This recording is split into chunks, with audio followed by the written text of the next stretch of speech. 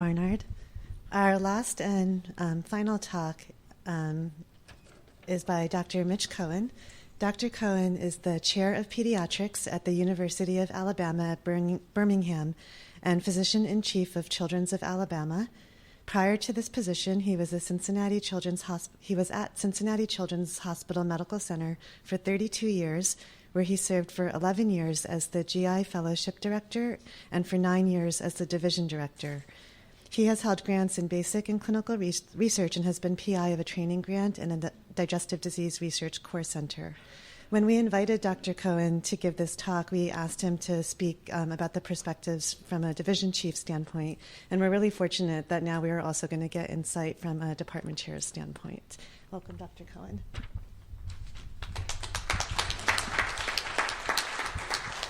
Well, thank you, Benira, and thank you all for staying.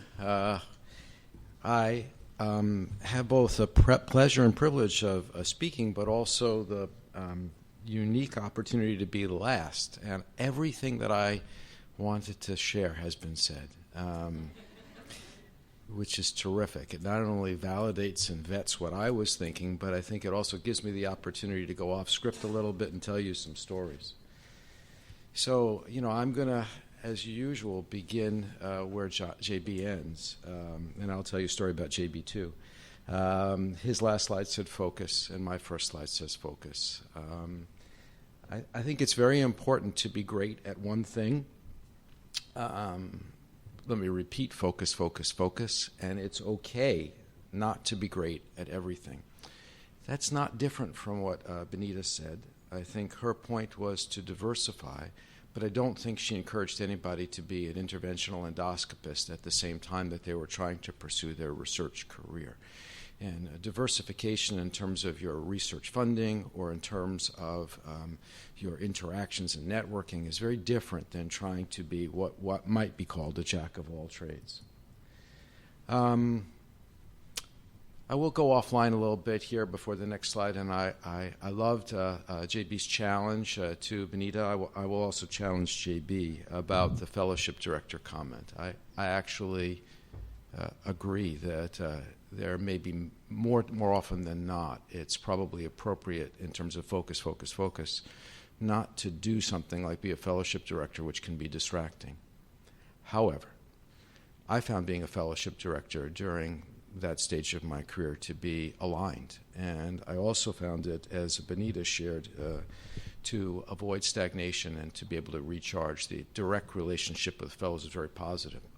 I suspect more fellows decided to work in my laboratory because I was the fellowship director, and I knew them better. And it was a great personal feeling of satisfaction, which is pretty important. I think you need to know yourself, and if you don't, you need to ask those who surround you, and that'll be another theme, whether this is a good opportunity for you. And everything is a balance. Nothing is 100% good or bad. In some cases, it may be that you know yourself or others will know you, and this is not the right time for you to do that. I will tell you, if they asked you once, they'll ask you again. And so you may defer that decision to a time when the balance is more positive. But for some people, it may be the right opportunity in the right program at the right time, and for others, it may not be. So when you talk about research proposals, and I think Harlan was absolutely splendid in going through the fact that all the world is not the NIH, but all of the approaches need to be very similar with the same rigor. And the proposal needs to be testable, it needs to be important, it needs to be timely, original, clinically relevant, and exploitable. Reggie Sang gave me that list 30 years ago, and it's been right. In addition, I've added why novel, why you, why your institution, either your division or your program, and as the NIH will tell you, importance being in the first line. So I've refined this a little bit to be inclusive of all of the grants, including the ones that Harlan spoke about. Why do this? Why is it worthwhile scientifically? Why us? And by us, I mean your group or your academic institution. Is it feasible in your environment? Is it aligned with your own interests? Is there adequate return on investment? And I'll enter the fray between JB and Benita about moving. Sometimes moving does make sense, but I absolutely agree with JB that there's been a great institutional investment, and I think Benita shared that she went and said, I'm not giving you an ultimatum, I'm not threatening you, I don't know what our conversation was, but I think there's a great opportunity for you to invest in me at this time that will help me go further and farther. And her institution responded. Not every institution can or will. That may be a time when you do need to consider whether it's time for a change of venue. But I think that the return on investment is very important, and we'll get to that in a minute. Why now? Are there adequate resources and adequate priority to pursue this? And I think that that's a calculation that's critically important for your place and your time. So who will get the resources, time, and money? Those with a plan, those with passion, and those with perseverance. Perseverance is very important. You heard a story. Some acknowledged it. I will certainly acknowledge the fact that I've written more grants than I've gotten. And perseverance is very important. Those who will get the resources who have a plan, who have passion for the mission, and who try and try again. And let me comment on this statement here. Research, when viewed as a transactional analysis, does not make money. Strategically, it may have a broad overall impact on resources and health. It will be priceless. But if you or your organization view research as a transactional analysis, in other words, you will get a grant from the NIH for $250,000, and you will pay all your expenses out of that $250,000, you will be wrong. Research, unless you have the opportunity to develop a patent, as was discussed, or unless you are one of the remarkable research opportunities, will, over the course of your time, there will be more expenditures than there will be income from your grants. You will need leverage support from your department or from your division, depending upon where those resources are situated. And it's important that you and the leaders in your division understand this. There are limited resources, and the question is, who are they going to invest in? Oh, I think I said, those with a plan, those with passion, and those with perseverance. Sometimes the new person on the block will get those resources, but there are resources that will be available both on an ongoing relationship for operating expenses that will need to be leveraged against your grant, as well as reinfusions. Most business cycles, most grant cycles, most people will need reinfusions every 5 years, every 10 years, depends on who it is. Some people call them retention plans when you threaten to go someplace else. In other places, you can be more proactive, and you can say, you've done a good job. I understand you want to get to the next level. We are going to support you. Sometimes this is a one-off situation. Sometimes it's a more strategic opportunity for a package to be prepared. And I think you should expect that to be part of the plan. Why you do research? Well, those are two very important people, Helen and Henry Harrison, and they said you should do research because you enjoy it, not because you want to be immortalized. You've heard this already this morning. Next things you've heard is put some points on the board with a career development award or a foundation award. So I first met JB at a World Congress, and correct me if I'm wrong, I think it was in New York, and we were sitting at a table by accident. I met him and his co-fellow. And we started talking, and we're about the same level, and we're doing similar things. And I think maybe the next time I saw him was in Chicago at the oral interview for the AGA Research Scholar or Development Award. And I had this panic attack that JB was there and I were there, and we were both competing for the same award. Well, I think characteristic of our relationship, I looked at him and I said, we're both going to get this. And I felt good. We both got it. And I think that we both had the right idea. There's room for everybody, but you got to put some points on the board. The return on investment is I'm much more likely to invest in somebody who's got the ability to score something, or career development award, and help them get to the next level than I am somebody who's not written a manuscript, successfully written a grant. You've already heard, I think Sohail say that there are two ways not to get a grant: apply and miss the funding cutoff, or not apply. Bill Balistreri shared that with me early on. And it makes me worry when people who should be writing grants are not. That goes to time management and other things as well. I like to ask people two questions when I interview them. One is, are you a lucky person? And it's interesting how people respond when they hear that question. And the other is, who do you talk to? It's a really important question.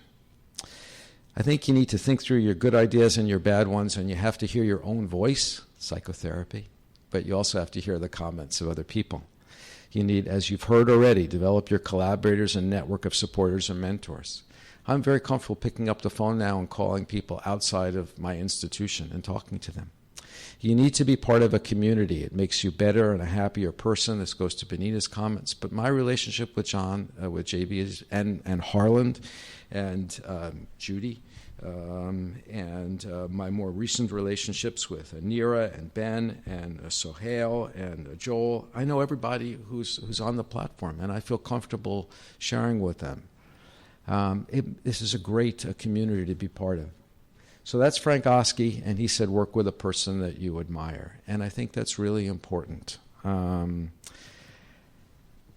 do I talk to? Well, when I was a junior faculty member, I talked to Jeff Whitsitt. And Jeff was a person I admired. I first met Jeff, who's a prominent neonatologist, basic science researcher, when he was a resident and I was a third-year medical student at Mount Sinai. And we reconnected when we were both in Cincinnati. And there was a relationship, but I capitalized on it. I said, Jeff, can you help me? I'm struggling. And he read my grants, and he put red pens on them. And they were pithy comments, but I listened. I sent in my first grant application, and those were in the days, if I remember correctly, when you could get a score up to 400 or something, or maybe it was 500. That wasn't a good number. I still have what were called the pink sheets from those times because they came back on carbonless pink paper or carbon pink paper. And he anticipated the score that I would get. You didn't even get a percentile, as I recall. It wasn't a good score. But he told me that he was within 2 points out of 500 of what my grant was going to get scored. And he said, but this is what you have to do. I'd given it to him a week before the deadline. There was no time to fix it, but there was time to get to work for the next submission, for the A1. And I did, right after I mailed the first grant. And that didn't work either, but the third time was the charm. And the point is I had somebody to talk to, somebody who was willing to take some personal satisfaction of helping me in my career.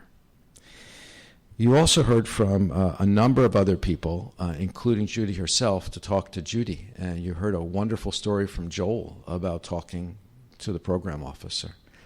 I remember going to DDW, and I walked by the booth that the NIDDK had, and Judy was there and says, "You're Mitch Cohen." And I said, "Yes." She says, "Why haven't you applied for an R award?" And I said, "I did." And she says, "Well, I haven't seen it, therefore it hasn't happened." She says, "How come you haven't talked to me?" I said, "I didn't know I was supposed to or allowed to. I didn't know I was allowed to." And the short answer is, that's my job. I can share this without her permission because I don't think she treats me or anybody else differently. And Judy's our advocate. But as Joel and others and Sohail has mentioned, talking to Judy or your program officer is important. And she actually said, talk to me before you put in your grant. Talk to me after you put in your grant. Keep me on your team, on your side. And as an honest broker, Judy has earned everyone's respect, but also as an honest advisor. Who do you talk to? And I think it's pretty important, probably one of the most key ingredients in long-term success. You know, I'll go back to the focus. I've hired very few utility players. Like baseball, there are certain requirements. You have to be able to know how to catch and be able to know how to throw to play baseball. In order to be a clinical pediatric gastroenterologist, there are a few things you need to do. ERCP, probably not one of them. In some leagues, everyone needs to know how to hit. National League is different from the American League, but by and large, there are some core skills that you need to know. But you need to know how to play your position well, and they're not interchangeable. Most pitchers cannot play shortstop. But it takes a team of very specialized fielders to be champions, and it takes a team of relatively specialized physicians to be a great GI division, and that cohesiveness that JB just talked about is very important. And here's where I will also offer perhaps a different perspective than JB did about the protected time for clinical research, and it's a subtle difference. I think that the alignments that one has in a clinical research program, when you are supported in doing your preclinic visit and when you are really thinking about an integrated research and clinical program, that your time in the specialized IBD clinic or eosinophilic gastroenteritis clinic or your time in the motility clinic or in the intestinal rehab clinic, et cetera, could very easily be a combined time where you're doing both clinical research and you're doing patient care. I think for the basic science researcher, that can be more of a challenge to align. I don't want to start, coming up with, and I think there's a slide in here as well, I don't want to start shaving off percentages of the week. But the time commitment for clinical research can be much more aligned with your clinical operation. Therefore, it may be slightly less. But in general, I think the point is 75% is a good goal. Yep. So Frank Oski, who I've quoted before, said, never do during the day what you can do at night. And JB, alluded to me when he said, I think that a full week is 80 hours. So why is 168 the most important number? Who knows what 168 is? Nira knows it. It's the number of hours in a week. So actually, I think a full week is 168 hours. Actually, I'm gonna be much more candid. We all have heard that sleep is important for our patients and for ourselves, and I'm not going to break it down, although I love JB's simplistic way of thinking about what's protected time. And the answer is that bottom line is 168, and you can't give me 110%. Nobody has 178 or 188 hours. You can't do it. That's all there are for anybody. And you do have to divide it up.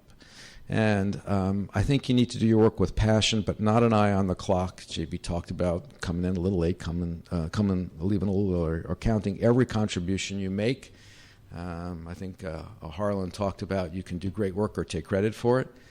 Don't count every RVU or every call you took. Your good citizenship will be noticed. And in a general way, it's fine to bring up. But don't tell your division director or your department chair with a long list of everything you do. The accounting in and of itself takes some of that time that's very precious and not worth it. You've already heard from Harlan and others. There's a world out there, both, as others have said, for involvement and also for funding. I think it's important to get involved. You'll make a difference and it will do you good. Sometimes spots in the division for leadership are already taken, and whether it's fellowship director or whether it's some other position, I think I would advise you not to compete for them. Add value elsewhere in the division where it's helpful. Don't have your eye on one spot. But I think it is important for you to be part of the community. Here's a famous quote by Dr. Schubert, former president and CEO of the hospital and chair of pediatrics. In an academic career, research and discovery are great fun.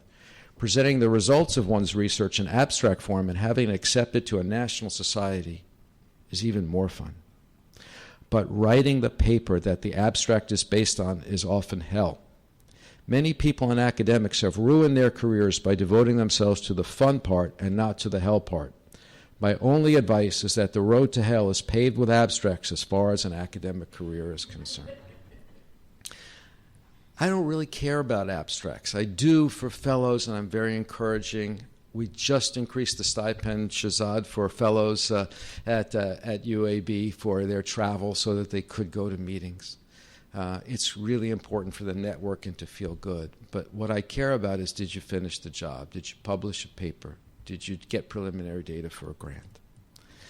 What's the currency of the realm? Grants, manuscripts. increasingly manuscripts published in higher impact journals. And of course, for clinical work, RVUs. I think there are other currencies of the realm, winning teaching awards, developing aligned clinical programs, and your national reputation. And those are important for people especially who are not uniquely focused on basic science research. I think this may be my last slide. To be a successful academician takes a number of unique attributes. These include, but are not limited to, the tenacity of a bulldog, the diplomacy of a career politician, and the skin of a pachyderm. I think Sohail would tell us to rewrite this sentence and say to be tough-skinned like an elephant. Patience remains a virtue. Time management is critical, and a good sense of humor is essential. And I'll end by saying, be great at one thing, be good at the rest. Oh, sorry. What's valued? Know in your institution. And I think that's a very important thing. At Cincinnati Children's, we gave out annual faculty awards in the following areas. And I think it tells you something about what was valued. Clinical excellence, teaching, research, mentorship, entrepreneurship, a novel idea, but really very important, advocacy, and a teamwork award. I'm pretty sure this is my last slide. I base my evaluation of a successful academician on a simple criterion: the accomplishments and recognition achieved by his or her students. And I would tell you, most of the people who are at mid-level or senior level are most proud of one thing after their personal families. It's the people that they trained, or that people who come up to them at meetings or whatever and say, you know, what you said to me was important. A good academician will have personally contributed to the advancement of knowledge, published numerous papers, and perhaps achieved some personal recognition. But a great academician will have produced students who have become creative and successful in their own fields as a result of the stimulus they received to think independently and creatively, to recognize problems, and to develop their own solutions for them. And I thank my colleagues on the podium for doing exactly for that for me. Thank you.